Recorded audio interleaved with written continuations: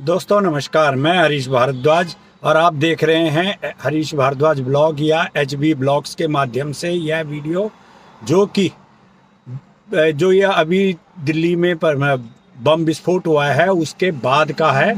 और इसके आज के दिन जबकि शनिवार है तो मैं दिल्ली की तरफ ही जा रहा हूं, तो मैं आपको रास्ते के नज़ारे दिखाऊंगा कि सड़कों पर यातायात का उसके बाद क्या हाल है और ट्रैफिक किस गति से और कितनी भीड़ भड़ाके से चल रहा है और लोगों पे इसका क्या प्रभाव पड़ा है। जो ये बम विस्फोट हुआ है उसके बाद लोगों के दिमाग में क्या क्या दहशत या क्या क्या बातें जागृत हुई हैं, तो उससे आपको ट्रैफिक के चलने से ही पता चल जाएगा कि किस प्रकार का ट्रैफिक चल रहा है।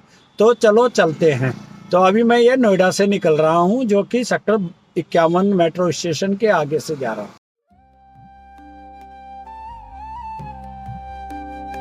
ये यहाँ जहाँ से मैं निकलना शुरू हुआ हूँ, ये अंदर दो सेक्टरों के बीच की रोड है, तो यहाँ तो अभी ट्रैफिक इतना नहीं है।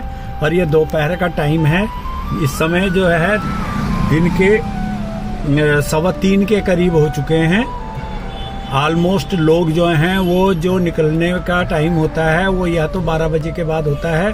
और इस समय तो प्रगति मैदान में ट्रेड फेयर भी चालू हो चुका है। बेशक वो है अभी कॉमर्शियल पर्पज के लिए ही चालू हुआ है, किंतु इसको देखते हुए अभी ट्रैफिक की जो स्थिति है वो मैं आगे आपको दिखाता रहूँगा। ये अब हम सेक्टर की रोड से मुख्य मार्ग पे आ गए हैं और यहाँ ट्रैफिक आपको दिख रहा होगा। तो ये अब हम नोएडा के मुख्य पुल पर आ गए हैं, जो कि नोएडा के सेक्टर 70 से लेकर शुरू होता है और आगे अट्टा की ओर ख़त्म होता है। तो ये अट्टा की बिल्डिंग दिख रही है। तो इस पर भी ट्रैफिक अभी इतना बढ़ा हुआ नहीं है, और जो आ भी रहा है तो रेड लाइट के आधार पर थोड़ा बहुत कभी कम और कभी ज़्यादा आ रहा है, लेकिन सामने कोहरा और प्रदूषित वातावरण दिखाई दे रहा है। ऐसे में बाहर निकलना खतरे से खाली नहीं है। ये पहुंच गए हम अट्टा की मार्केट के पास, और ये आपको बात सूर्य की प्रकाश से ही दिख रहा होगा कि क्या स्थिति है इस समय, सूर्य की चमक कैसी होनी चाहिए और वातावरण में कितना प्रदूषण है।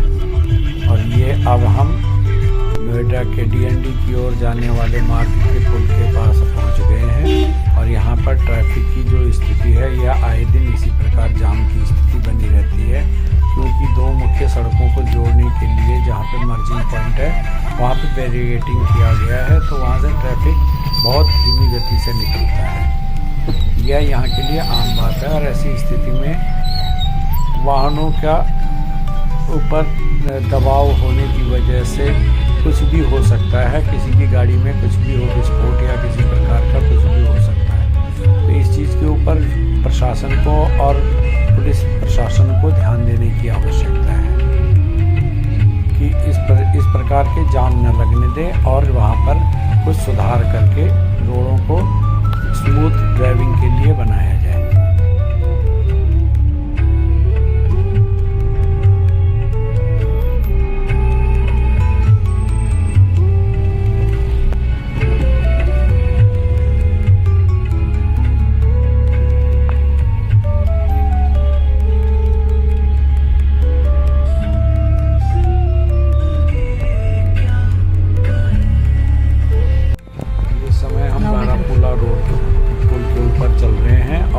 जैसे ही उसकी रोड के ऊपर अटैचमेंट हुए हैं और लिंक बने हैं, उसकी वजह से और जो आगे मर्जिंग है जो कि सफदरजंग के सामने वाली रोड पर मिल रहा है, उस दोनों के मर्जिंग पॉइंट की वजह से लगने वाला जाम है। और यह जाम की स्थिति भी आए दिन यहाँ पर नॉर्मल हैबिट की हो गई है, जिसकी वजह से ये लोग जो हैं आदी हो चुके हैं। और ऐसी जाम में जैसे रोड की चौड़ाई है और इसके ऊपर जैसे ट्रैफिक का दबाव है, उसके आधार पर भी कभी भी यहाँ पर किसी भी स्थिति में कुछ भी हो सकता है। अभी तो बम फटा है तो उसकी वजह से मैं आपको यह चीज़ दिखाने का प्रयास कर रहा हूँ, लेकिन नॉर्मली गाड़ियों में जैसे CNG है, LPG है या अन्य जो शॉर्ट सर्किट वगैरह होते हैं उसकी स्थिति भी कभी भी हो सकती है। और उस हालत में गाड़ियों की क्या स्थिति होगी और लोग जो अन्य गाड़ियों में जो बैठे सवारी या वाहन चालक हैं उनके साथ क्या आपदा बीतेगी वो आप खुद ही सोच सकते हैं।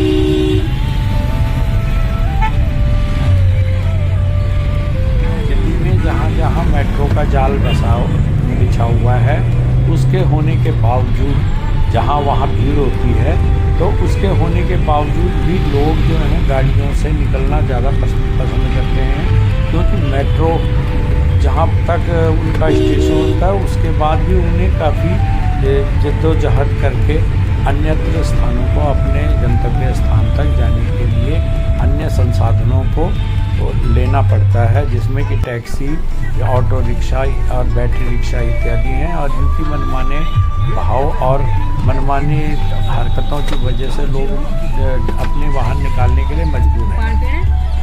पहले पी लो।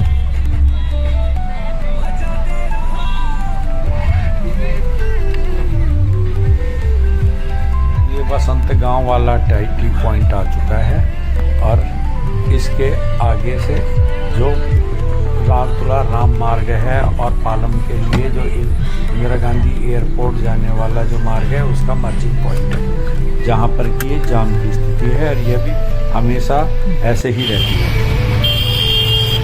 ये अब हम आगे जा रहे हैं पालम की ओर और ये पुल से पहले का इलाका है, बगल में मेट्रो लाइन जा रही है। यहाँ अभी ट्रैफिक कम है, लेकिन जैसे पुल के ऊपर चढ़ने का जो पॉइंट है तो वहीं पे से ही ट्रैफिक जो है वो चालू हो जाता है और जाम लगना शुरू हो जाता है।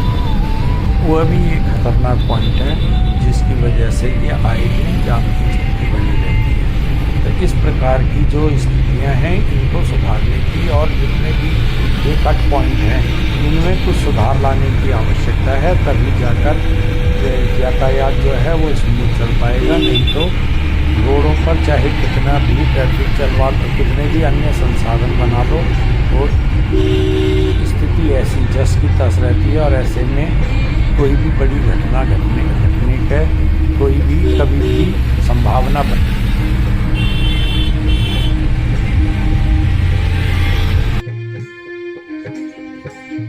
लो जी, अब हम गंतव्य की ओर पहुंच गए हैं और इसी के ट्रैफिक के आधार पर आपको छोटे से एक वीडियो के माध्यम से पता लग गया होगा कि इस बम विस्फोट के बाद दिल्ली की सड़कों पर यातायात का क्या प्रभाव पड़ा है और लोगों को गाड़ियां निकालने में कितना डर या कितना सोचना पड़ रहा है। ये कुछ मजबूरियां भी हैं और कुछ लोगों की ज़रूरतें भी हैं कि जिनकी वजह से लोगों को गाड़ियां निकालकर बाहर निकलना ही पड़ता है। अन्यथा भीड़ भाड़ और ऐसे वातावरण के आधार पर बहुत कम लोग हैं जो कि अपनी वाहनों से बाहर निकलना चाहते हैं। तो आपको यह वीडियो कैसा लगा कमेंट्स करके अवश्य बताएं और यदि आपको यह वीडियो पसंद आया है तो इसे लाइक और शेयर करें और चैनल को सब्सक्राइब करें। वीडियो देखने के लिए आपका बहुत बहुत धन्यवाद। जय हिंद, जय भारत, जय उत्तराखंड।